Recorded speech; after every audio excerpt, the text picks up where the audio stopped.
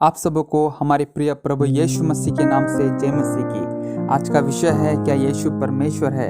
क्या यीशु ने परमेश्वर होने का दावा किया है? बाइबल हमें कभी भी ऐसा सुनिश्चित विवरण नहीं देती है कि यीशु ने साफ शब्दों में कहा हो कि मैं परमेश्वर हूँ, परंतु फिर भी इसका यह अर्थ नहीं है कि उसने कभी यह घोषणा ना की हो कि वो परमेश्वर नहीं है।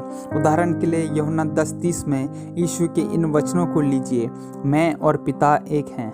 और हमें यीशु के इस कथन के प्रति यहूदी द्वारा की गई प्रतिक्रिया को देखने की जरूरत है कि वह परमेश्वर होने का दावा कर रहा था।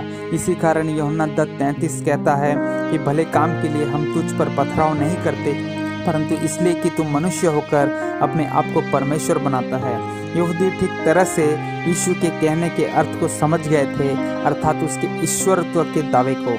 ध्यान दें कि यीशु परमेश्वर होने के दावे को खारिज नहीं करते हैं। जब यीशु यह घोषणा करता है कि मैं और पिता एक हैं, तो वह यह कह रहा था कि वह और पिता स्वभाव और तत्व में एक हैं। हम और एक उदाहरण लेते हैं, यूहन्ना 8:58, जहाँ यीशु ने घोषणा की, मैं तुमसे सच सच कहता हूँ कि पहले इसके कि इब्राहिम उत्पन्न हुआ मैं हूँ। जिन यहूदियों ने यह कथन सुना, उनकी प्रतिक्रिया पत्थर उठाकर यीशु निंदा के कारण पत्थरवा करके मारना था, बिल्कुल वैसे ही जैसे मूसा की व्यवस्था में उन्हें आदेश दिया था।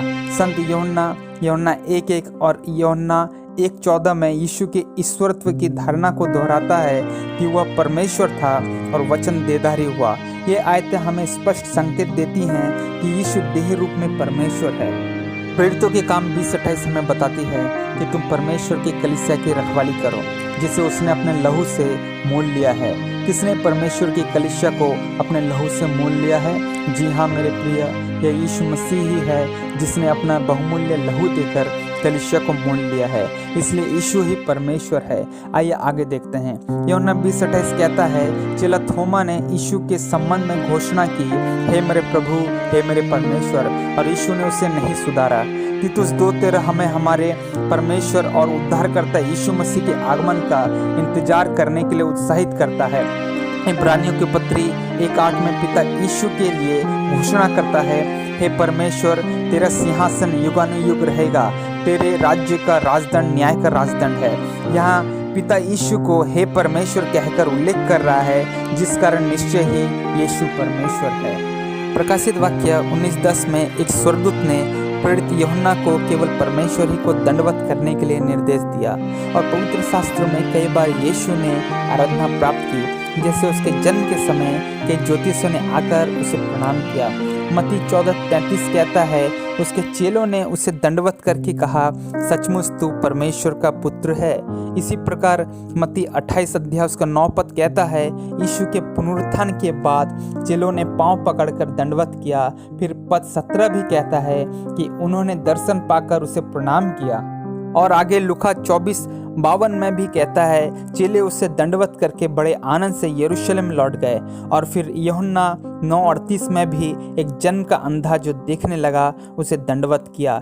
इन सारे घटनाओं में यीशु ने आराधना करने के लिए उन्हें नहीं फटकारा और ना ही उनको रोका। यदि यीशु परमेश्वर नहीं होता तो उसने कह दिया होता कि वे उसकी आराधना ना करें। ठीक वैसे ही जैसा कि प्रकाशित वाक्य 19:10 में एक स्वर्गदूत ने यूहन्ना से कहा था। ऐसे और भी आयतें और पवित्र शास्त्र के संदर्भ हैं जो यीशु मसीह के ईश्वरत्व के सहमत में हैं। सबसे महत्वपूर्ण कारण, यीशु यदि परमेश्वर ना होता तो उसकी मृत्यु पूरे संसार के पापों के जुर्माने की कीमत अदा करने के लिए पर्याप्त नहीं हो सकती थी। वैसे ही जैसे कि पहला यूहन्ना 2:2 कहता है, यीशु यदि परमेश्वर ना होता तो वह एकमात्र सृजा हुआ प्राणी होता, परंतु केवल परमेश्वर ही इतने बड़े असीमित पाप के जुर्माने को अदा कर सकता है। केवल परमेश्वर इस संसार के पापों को उठाकर ले जा सकता है। वो मर सकता है और तीसरे दिन जी उठने के द्वारा मृत्यु और पाप के ऊपर अपने विजय को प्रमाणित कर सकता है। परमेश्वर इस संदेश के द्वारा आपको आशीष